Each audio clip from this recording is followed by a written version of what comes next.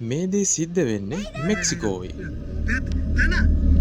පුංචි දියණියට සෙල්ලම් කරන්න අම්මයි තාත්තයි මේ පුංචි දියණියව ක්‍රීඩා පිට්ටනියකට එක්ක යනවා.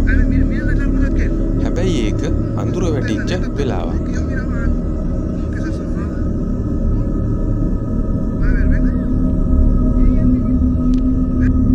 මොවුන් මෙහෙම විනෝද වෙවි ඉන්නකොට එකපාරටම ඈත තියෙන ගසක් දිහා මොවුන්ගේ අවධානය යොමු වෙනවා.